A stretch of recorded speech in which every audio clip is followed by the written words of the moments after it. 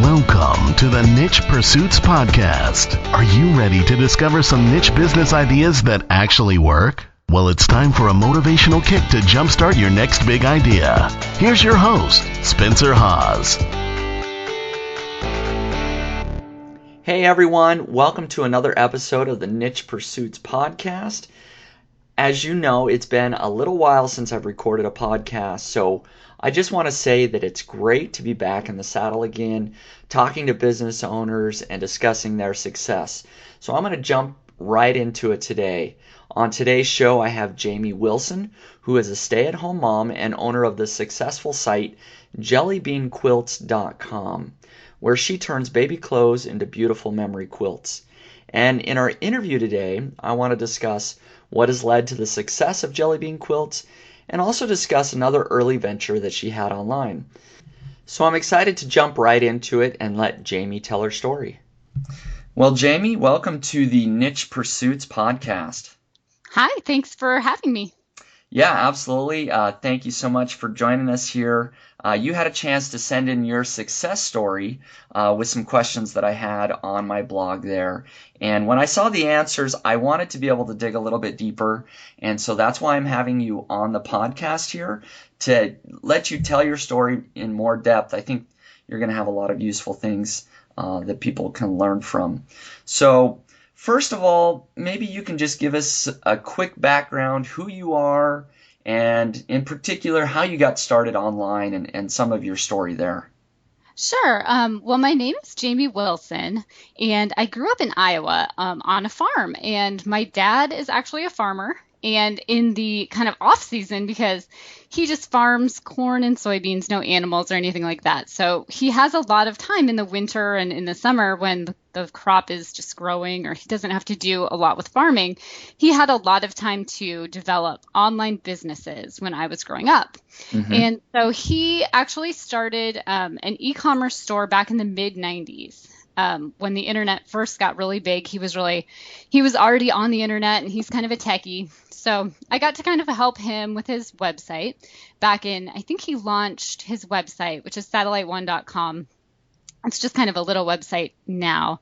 But he launched back in 1998, and we built the site in front page with a Yahoo store. It was, nice. Back in the days, old school.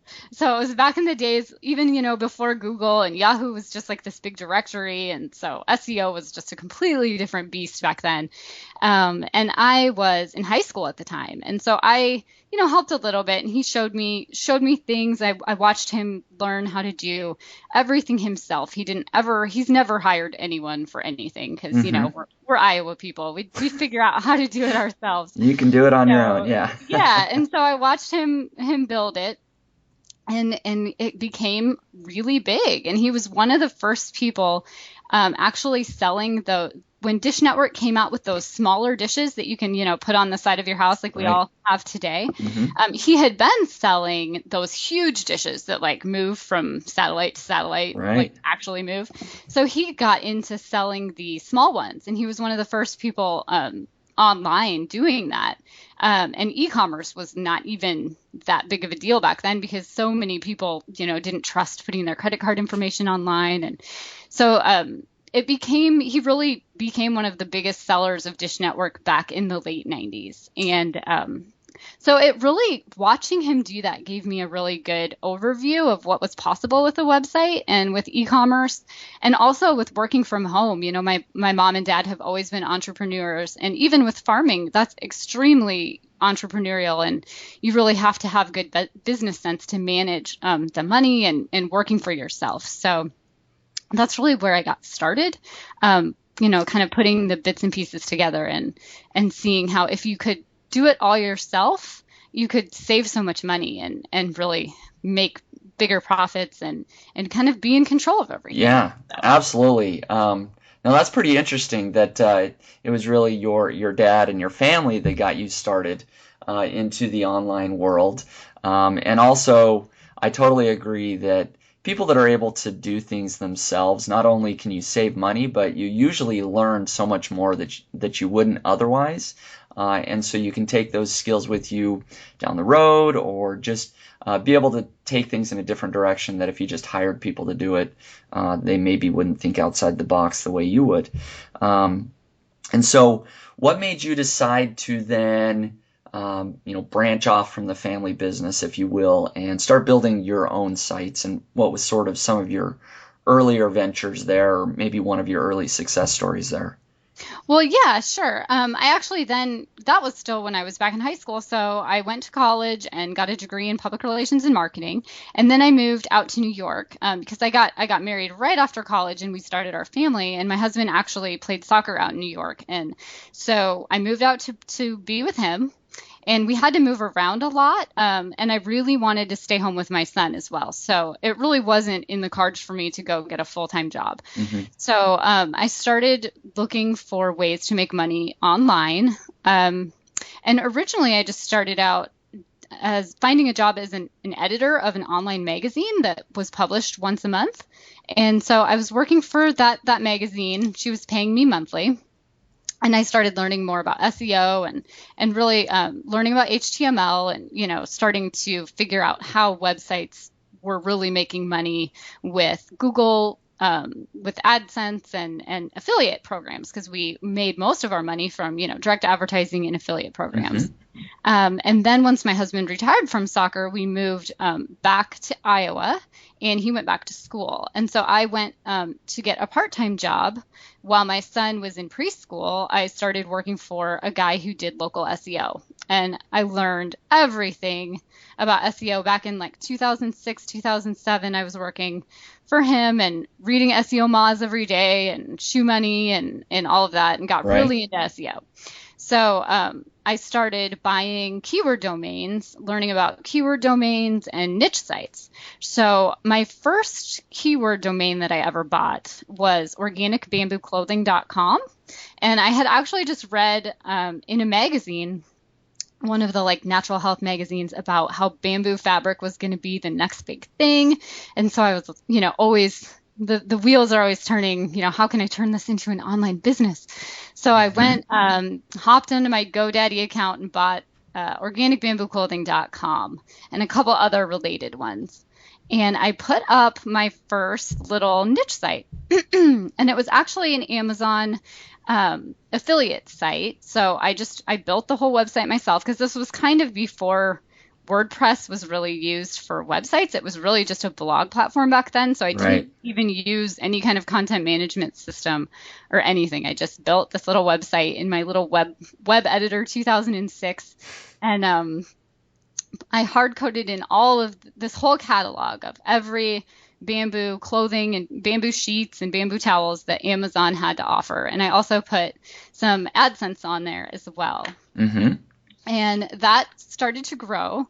And I eventually got up to being number one by sometime in 2008. I was number one for bamboo clothing and a bunch of other long tail terms. And I got it up to about $500 a month.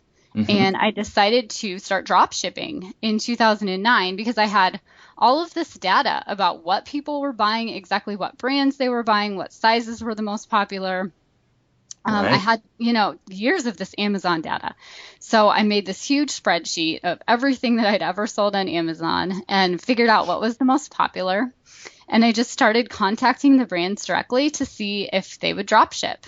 And I ended up drop shipping from 5 different companies. And I decided to buy wholesale a line from a Canadian company to ship myself. And so I built this shopping cart site sort of from scratch. It was like this cobbled together thing. Yeah. Just kind of MacGyvered it. Nice. And it was kind of a pain, but I got it done. And drop shipping started to go really well. And so by Christmas 2009, my husband took a leave of absence from his job, and we decided to be crazy. And we had a 1-year-old at the time, so that was crazy in and of itself. But we decided to open a pop-up store in the local mall in West Des Moines, Iowa for Christmas. Now, is that like a little kiosk out in the sort of mall area, common area or something? Actually, we had it was a whole store. It was just a whole, like a temporary store, but it Okay. was, like during the heart of the Great Recession. So there was like, I Right. think the occupancy in the mall was like, 60% or something. So there were all these empty stores. So they kind of just let us have this store for almost nothing. I mean, it was just for a percentage of our sales. So Okay. it was a pretty good deal because they were kind of desperate and we thought it'd be an interesting experience. And, we thought, hey, let's give it a shot. I love small business. We were ready to do something big. So we did that and it went really well. We, paid all our bills, paid all our family's bills, made a little money, but it was a lot of work because we didn't hire any employees. It was just my husband and myself and our 1-year-old daughter. And we just kind of hand her off halfway through the day and one of us would take over for the other. And so it was fun. We learned a ton. But in January 2010, we actually moved down to Phoenix because my husband got a job offer in Phoenix and they moved us down here. So we were really excited to get out of the winter. So I took the store back to just being a drop ship wholesale combination website. So I had a bunch of wholesale stuff at that point because I'd started finding you can find some cool wholesale stuff on eBay if you just search around for different lots. And maybe it's, somebody who has a bunch of extra inventory that they're trying to get rid of. But you can find some good deals without Now, having to. let me interject here really quick if I can. Sure. So this is really cool actually because you took just a small niche site, organicbamboo.clothing.com. Yep. This keyword you had found, and obviously you expanded it. Took it from an Amazon affiliate site to a drop ship site to actually opening a physical store. Now, how long did you have that store open then in the mall there? It was just for the Christmas season. So it was like Okay, October through January. okay. So just for a short period Yeah. there, and then as you're explaining here, you took it back to a drop ship site. I just think that is so cool. I'm thinking about my own niche site that I've shared publicly with everyone, my survival knife site. I've gotten a lot of people asking me why I haven't taken it to the next level, why I haven't started drop shipping knives, because surely my margins would be greater on each knife that I sell there. So that's sort of what I'm thinking about as you're telling your story, and I'm going to let you finish up here, and maybe you can convince me one way or another whether I should try to start drop shipping or I should just keep it as it is now. So why don't you go ahead and continue on there? You took it back to now just an e-commerce store, again, no physical store, and you're drop shipping again there in Phoenix. Yes, I was drop shipping from still the 5 different companies and shipping a bunch of stuff from my garage basically. So I ended up over the next 18 months, so all through 2010 and then part of 2011, I got it up to about $10,000 a month in sales pretty consistently. That's And awesome. yeah, it was good, but That's great. and by the end I was just it had gotten to be just this constant customer service, which is great. I actually love customer service with the business I'm in now, but it was just it was around that time that Zappos had introduced free unlimited returns and all of that, and it got to be pretty tough to be in the clothing space with Amazon and Zappos and having to do the free returns and stuff. It really started to hit. Everybody wanted those perks, the free Yeah, returns and free exchanges and all that. shipping. Yeah, free shipping, free returns, free exchanges. I'm like, I'm not making any money from you. Right. But so yeah, and then also the big thing, and actually it's funny because I was just listening to, I think it's the latest Empire Flippers, maybe. They were talking to a drop shipping guru, and he was kind of talking about the same thing where drop shipping from multiple locations it's great to be able to have that variety, but it kills you on shipping because you Mhm. can't really make the customer, if they order 5 different things and it's shipped from 5 different warehouses, you have to pay 5 different shipping fees. But the customer's not going to pay 5 different shipping fees. The customer wants Right. free shipping. Yeah. So that gets hard and that eats into your margins and it just, we were still, I mean, it was profitable. It was very profitable, but it was just at that point where it got to be so much more work than because at the same time I was a stay-at-home mom. I was doing it all from home and I had this other business that I'm doing now which was getting very, very busy, which is a lot more labor intensive, which I'll talk about later. Right. But so I really had to pick between businesses. I probably should have hired someone, but it was kind of, I didn't really look into virtual assistants enough. It was a few years ago, so I'm not really Right. even sure how much, was there Zendesk back then? I don't know. But now with with the different tools that they have now, it seems like you could make things so much more automated than I really ever was able to do. I was doing everything manually, like creating orders for every single product for the drop shippers. And now I know there's, online shopping carts that'll do that for you and stuff. So Right. if I was to build it now, I would take advantage of technology more than I did Right. back. No, and I mean that's important. You always learn things along the way. I mean, obviously, it's sort of your first time doing that, so I mean, that's to be expected. That maybe you wouldn't do everything perfect, but maybe you can tell us where that site is now, what's happened there, and I do have a couple of quick follow-up questions as well. Sure. Yeah. Well, I ended up, I decided, well, I'm just going to turn this back into an Amazon store and focus on my other business.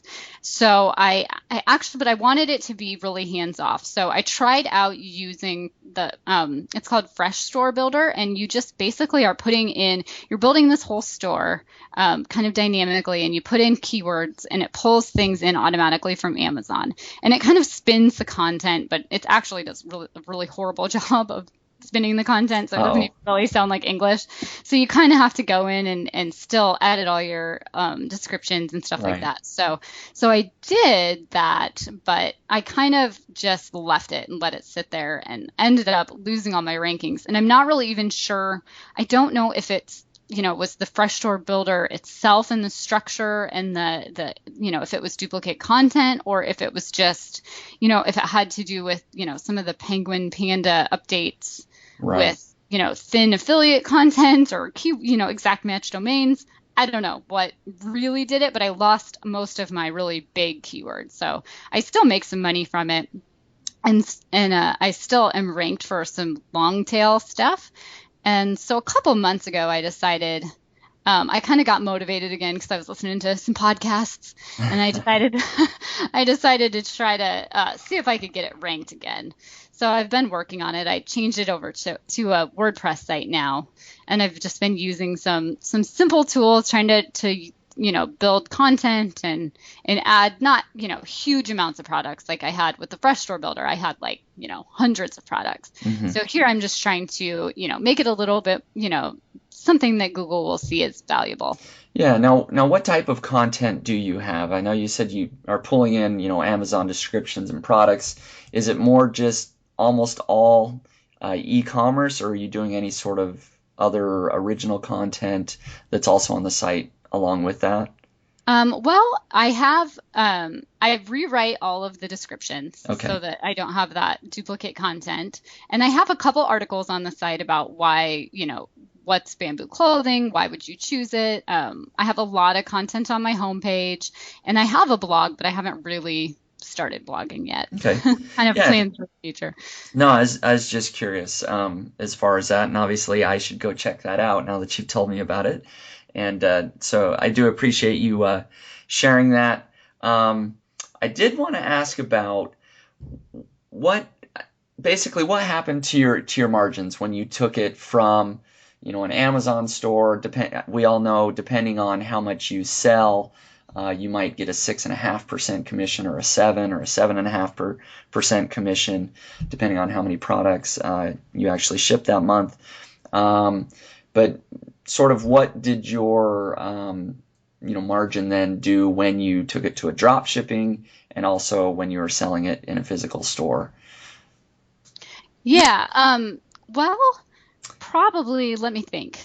When I was doing it with just Amazon and AdSense, I was making about $500 a month at that time. And it was also it was a growing, um, niche. So it was building in popularity. So I'm not really sure, if I would have just stayed with that, if it would have grown to even more. But I kind of wanted to jump on the bandwagon when I Right. switched over to drop shipping. So then when I switched over to drop shipping, I was making anywhere between, I was, grossing anywhere between five up to $10,000 a month. By the end, it was more like 9 or 10 every month. But then I probably was making 4,000 a month from that, 3,000, 4,000, depending on, that particular month and how many different, how the shipping costs ended up being. And Right. you get into a lot of fees, like with the, like merchant accounts and stuff like that. That kills you. Yeah, and So, maybe I should rephrase the question here. That was sort of a bad question on my part.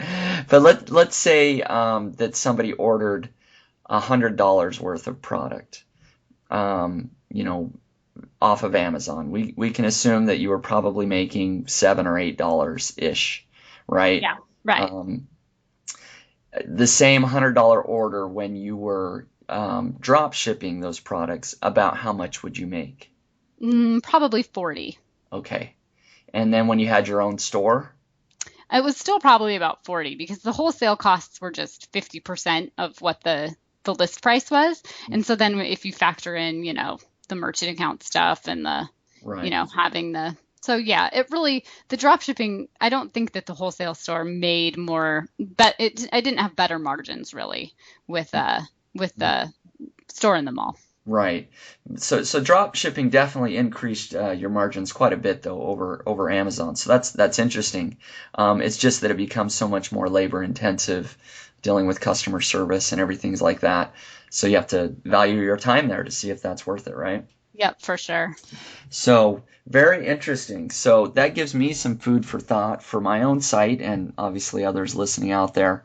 But I do want to dig in a little bit deeper on your second success story, if you will, that you had, and I know you've shared some information with me. You now have a site that's called jellybeanquilts.com. That is what your main focus is right now, if I understand correctly. Maybe you can tell us how you got into that and that backstory just a little bit. Sure. Well, I've always been a sewer. Ever since I was little, I would help my mom with my, Halloween costumes, and I made a couple quilts in high school and throughout college. And so in 2004, I made a quilt out of my son's baby clothes. We were moving a lot, and I didn't want to keep moving around these boxes of these little baby clothes that I couldn't sell because they were, cute and had memories Mm-hmm. attached to them. So I didn't want to let them go. Like I'm sure most if there are any moms listening right now, I'm sure most of them have that box of baby clothes in the closet or the attic that they don't want to sell. Yep, and I can tell you, I have 3 kids, and my wife is the same. We have a whole storage area full of old baby clothes. Yep. So I wanted to bring them out and get use out of them. And so I based my design off of like t-shirt quilts and like people will make quilts out of their sorority t-shirts or high school track t-shirts, things like that. But I used kind of my own style and I was using all baby clothes. And so I had friends and family that really liked it. And I started doing a few here and there for friends and family. And I always, of course, thought in the back of my mind that it could be a business because I tend to think that most things can be a business. All right, you're an My husband entrepreneur, kind of of course. husband always kind of laughs at me because anything he ever says, I'm like thinking of a way to turn it into a business. So it's kind of our joke. But so in 2008, I was actually expecting my second child, and I was doing some SEO for local clients, trying to kind of freelance and freelancing content. And I wanted to figure out how I could definitely, create a business that I could really stay at home with my daughter and not have meetings and conference calls and things like that. I wanted to do something a little more where, I could be working and she could be, in the swing next to my sewing machine, figure out some way to make money through, my creativity and I've always been into art Hmm. and creating things. So I thought I should try out a business with the baby clothes quilt. So I did a little keyword research because I was really into SEO, and I don't know why more businesses don't use, maybe they do and I just don't know, but I think every business should be doing keyword research every day. They definitely should be, and there are a lot of businesses that don't. I definitely Yeah. can tell you that. Unbelievable how Yep. many people don't take advantage of this huge amount of knowledge that Google has about all of us and what we're really looking for. Exactly.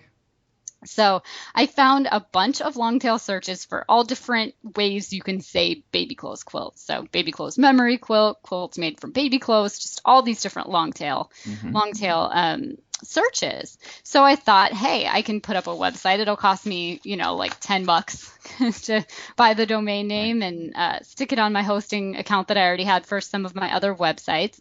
So I just put a website up, and I stuck an ad on Craigslist. And I had my first client contact me that week. So I wasn't even ranked yet at all, but I just put an ad in Craigslist, like in the section where people are trying to sell their baby clothes, which I think is actually, you're not supposed to do that. But back then they were a little more relaxed. Hey, it worked. So yeah, I got some clients and that way.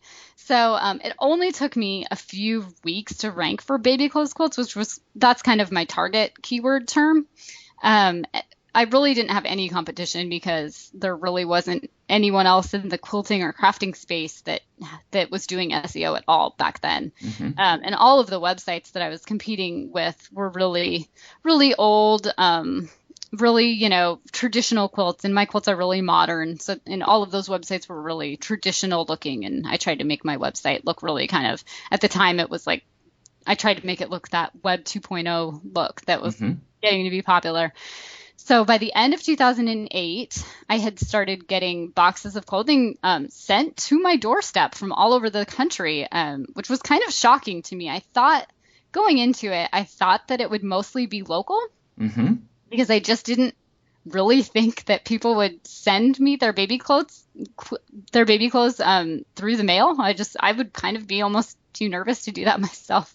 Yeah, So, I mean, to ship a big box of clothes, across country, So that surprised me, but I was doing 2 or 3 quilts every month, and through 2009 to 2011, it just kept growing, and I was creating at least 1 quilt a week during that time, and then it gets really busy during Christmas. So during Christmas, I was doing 2 quilts a week or 3, and then 2012 to 2013 have just been crazy busy. I've been doing 3 quilts a week, and I get boxes from all over the world of baby clothes. I've done baby quilts for people in Hong Kong, in Australia, all over the Middle East, Bahrain, Europe, Canada, Mexico.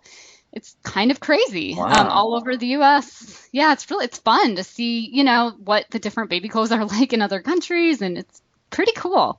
And I've always maintained the #1 spot in Google pretty much the past, it's been 5 years. Yeah, 5 years. I've kept that #1 spot in Google. Once in a while up at the top of the search results, it, gets a little funny when Google do different things with their little boxes and their product search. And I have my own website. I don't have an Etsy website, but Etsy pays for every product that's listed in Etsy to be included in Google product search ever since Google has made that a pay only search thing. So sometimes they favor the Etsy sites a little bit, but my site's always been kind of that #1 organic search. And then in the last year or 2, Pinterest has really just exploded my traffic in my business. And now I get 1/3 of my traffic from Pinterest. I mean, it's Really? crazy. Wow. Yeah, like my images have been pinned, like, I think it was 40,000 times. I forget where my Pinterest analytics say that, but it's pretty amazing. It's like I a couple hundred times a day, my images are getting repinned through Pinterest. That is a huge So number. yeah, it's amazing. And Pinterest really, as far as like moms looking to buy stuff, they're on Pinterest right now. So Yeah, that's definitely where my people are. yeah, Pinterest is one of those things. I mean, I have to admit I don't have a Pinterest account and I Oh don't know man. much about Pinterest, but I do hear all the moms, talking about it. And so yeah, that's absolutely right up your alley as far as your niche market is there. So do you just have maybe explain, how you're getting all these pins? Do you have your own page that you're putting up pictures and then people repin those, or are people sort of taking their own pictures of your quilts? Well, I have hundreds of pictures on my website, Hmm. and under every single picture on my website, there is a pin it button right there so that people can just pin it really easily. And then when you're configuring your Pinterest pin it buttons under your images, you can choose what it links to and what you want it to say in Pinterest when it shows up in Pinterest later on. Nice.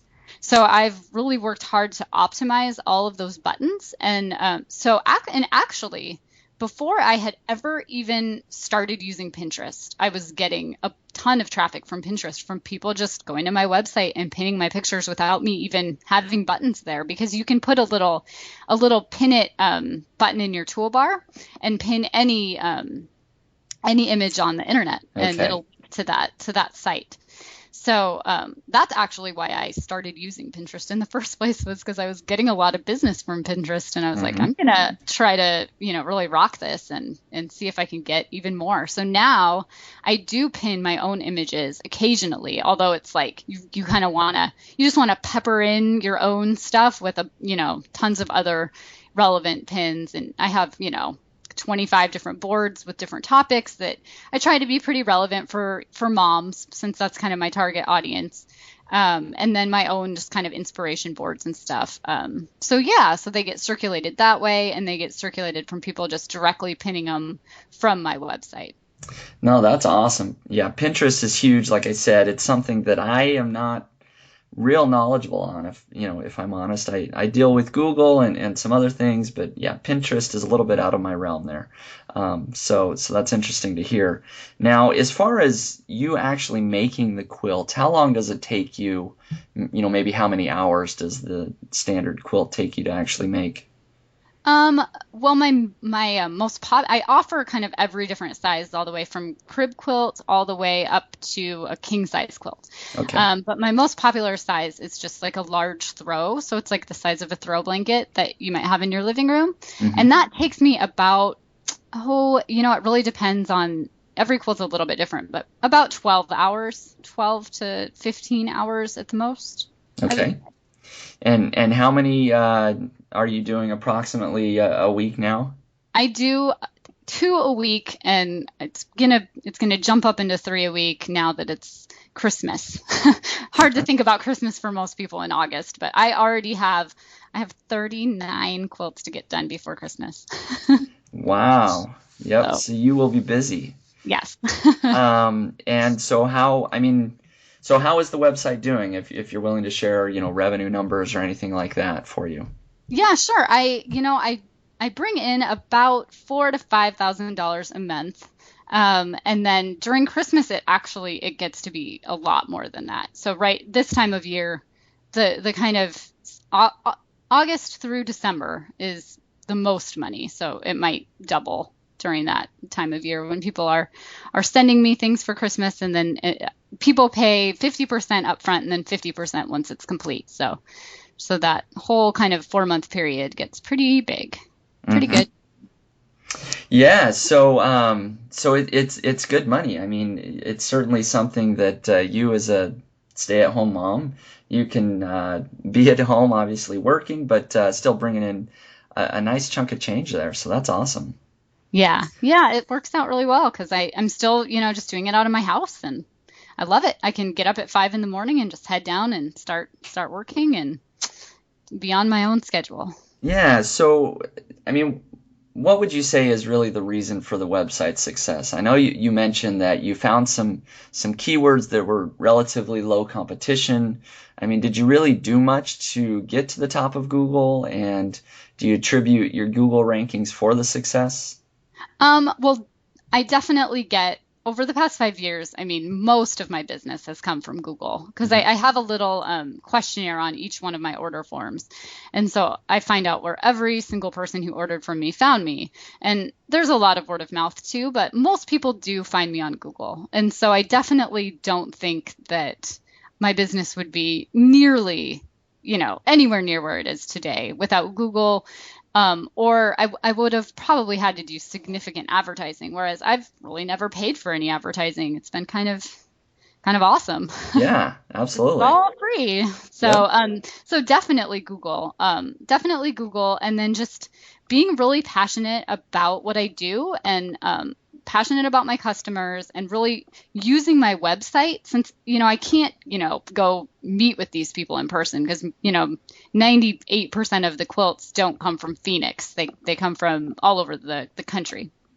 So I don't really ever talk to these people. So I really have to use my website to talk to people and to build trust because they've got to trust me to send me their baby clothes, via UPS. And most people don't even email me to tell me that they're on their way. I just get these boxes that show up on my They porch. just show up. So Yeah. yeah, so I've really tried to really, make my website a ton of information and testimonials. Testimonials have been really key. I mean, I get a lot of comments on those, and I get a lot of testimonials, so it makes it pretty easy to do that. But my website has been super important. And actually, I get a lot of just people that tell me that they chose me because it looked like I had the most up-to-date website. Hey, that's And good. yeah, I mean, it's kind of random, but I'll take it because a lot of my competitors, you can tell that, maybe their husband dabbles in web design and it's just kind of a halfway, Hmm. a website that's, 10 years old or something. And I try to keep mine pretty up to date. And it's definitely not perfect. And that's another thing that I think people are scared to put a website up and to just try to do it themselves. And they end up spending all this money to get this professionally created website for way too much money when it really doesn't have to be perfect. People should not be so worried about being perfect because my website isn't perfect and I make lots of money from it. So Yeah, no, I agree. I agree. I mean, the one thing I do always say about business is that perception is reality. So people coming to your site and they, like the way it looks up to date. They draw their conclusions from that. They perceive that, you're a good business person, that you have a good business. So it does mean a lot, in particular when you're dealing with somebody that's actually going to be shipping you some sort of physical item, to have that professional, up-to-date look. But you're absolutely right that just get started. yeah. Even if you don't have something perfect, just get started, and you can always improve upon it. Later down the road as you see some success. So I do want to dig into Google a little bit because I'm an SEO guy. I build niche sites. I love researching and ranking things in Google. So I want to hear a little bit, how did you do it? What sort of link building did you do? How did you get those top rankings? I think that my main strategy has been content, and specifically content on my homepage. And I just really believe that content on your homepage makes up for a lot of link building that you don't have to do because I really don't like link building at all. So I try to avoid it whenever possible. Uh-huh. And so I have a ton of content on my homepage, and every site that I've really ever had really good results with has had a lot of content on their homepage. And then obviously, having really specific title tags and a good description, a meta description, and image optimization with your alt tags and all of that is important too. But I have a ton of content, so I just think about it like Google is just a robot. They don't know what I do. They can't tell what I do just from looking at pictures. I have to tell them. So Right. I make sure to specifically tell them what I do. So that's been my main strategy. I mean, I have done a little bit of link building, just trying to, get my site listed in any kind of relevant directories that are free. And I always, whenever I comment on any blogs, especially if it's like some kind of mom blog or forums, like some of the mom forums, the baby center forums and stuff like that, I'll use my URL in those with my name so that I get some links back from that. But I haven't really ever gone out and tried to do any cool, using an expired domain strategy or any exciting things like that. Because, and also this is a very, at the time, especially at the time that I was building this website and getting my rankings, I didn't have a lot of competition. It was a very, very niche down, place.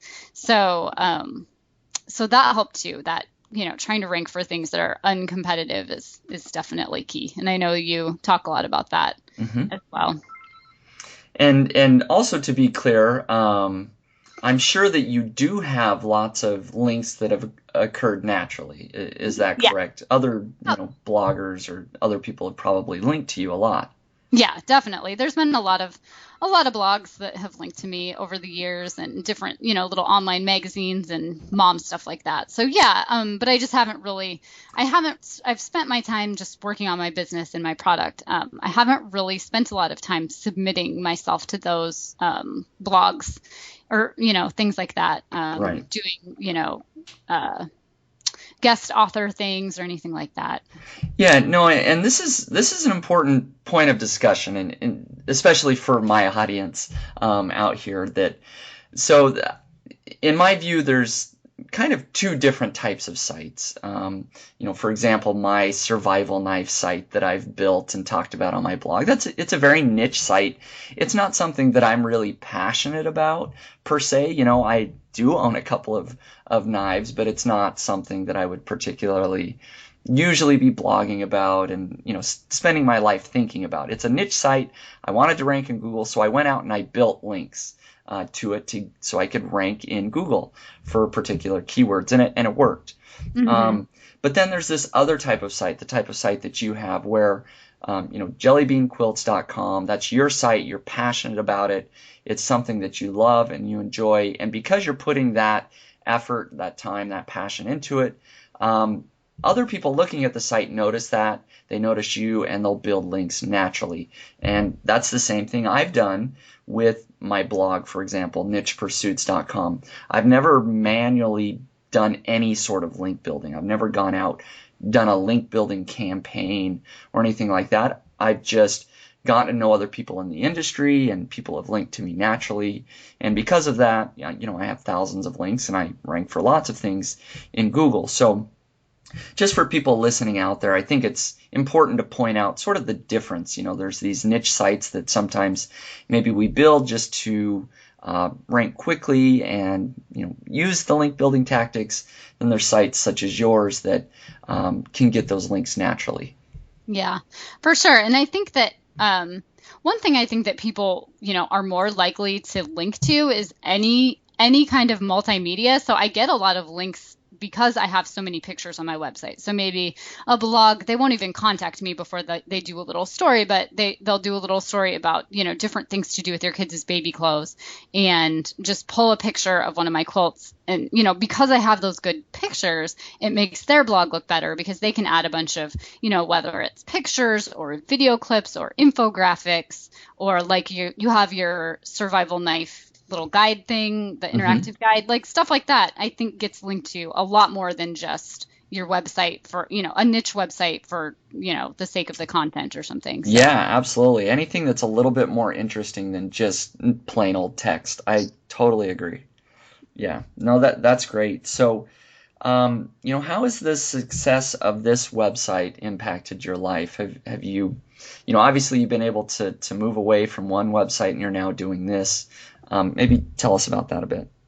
Yeah, it's definitely impacted my whole life.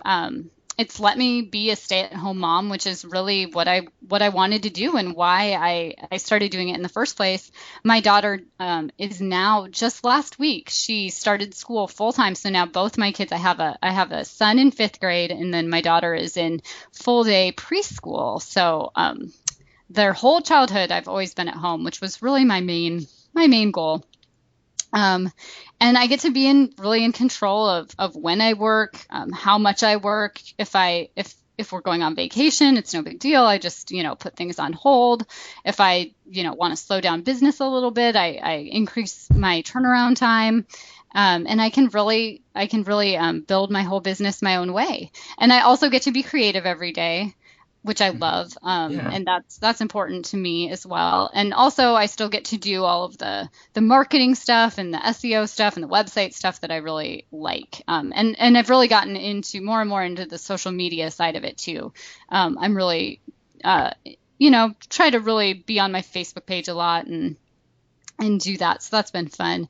And I do wish that there was a little bit more passive income with my business. And I'm trying to, kind of figure out different things I could do to get that side of it as well, because it is a lot of work and it's hard I do have an assistant, but it's hard to figure out how to hire somebody and when to do that. And I like the freedom of just working for myself, by myself, out of my home. I don't really want to be tied down to a bunch of employees. Right. So it's hard to, I'm kind of at that point where I've got to figure out like, okay, how can I grow this more? What else can I do? I don't have any more hours that I could sew. So what else can I do? So that's fun. It's a great place to be at. Yeah, no, I mean, certainly there's some decisions to be made there, and they're good problems to have. I mean, you're growing, and that's good. But overall, I love the story because you found something that not only are you passionate about, sewing and obviously children and all of these things, but you're able to both make a decent amount of money and you can work from home and be with your family. And so I love the story. I love the website. Hopefully people will go check that out. Before we leave here, do you have any additional tips or advice for anybody that is either looking to replicate your success or build their own websites? Yeah, definitely. I think that everything becomes a little bit easier if you do something that you're passionate about, because it's just easier to get yourself to, produce that content every day if you're passionate about it. I know I've done a lot of niche sites that, I've just gotten I just have kind of given up on, different ones because I just don't feel like writing about different things anymore, even though I know I could probably make money from that one. But I think that just having even just a moderate amount of interest in the subject is pretty good. And then using keyword research, no matter what you're doing, no matter if you're doing actually niche sites or any kind of business, I think that's really helpful. And yeah, just think outside the box and don't necessarily just think that it has to be that working from home has to be passive income. You might, provide a service like I do. And it might, you might be still kind of trading your hours for dollars, but you're gaining a ton in the lifestyle aspect of it, and things will grow and evolve, and you'll be able to build the lifestyle that you want. Absolutely, great points. And yeah, overall, I totally agree. I think that for people out there that are working a full-time job, they don't necessarily always have to just do the passive income thing. If they can come up with a great business that maybe, yeah, they have to put a lot of hours in, hey, working for yourself, and if working from home is what you want to do, then perhaps that's a good first step for you. So thank you so much for that. Now, do you have a blog or other place that people can follow along with you and learn a little bit more about you?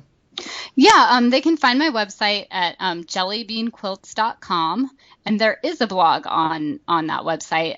It's more of an informational blog for my customers, about deadlines and things like that. But occasionally I'll blog about myself. And then I'm also always on Facebook. So you can find Jelly Bean Quilts on Facebook too. And there's a link right from my website. And it's facebook.com/jellybeanbabyclothesquilts. Very good. No, that's good. And I will link to both your website and your Facebook page. And have any other URLs that we talked about here in the show notes. So Jamie, I appreciate your time very much for coming on, sharing your success story. I wish you all the best of luck. Cool. Thank you so much for having me. Thanks a lot. Bye-bye.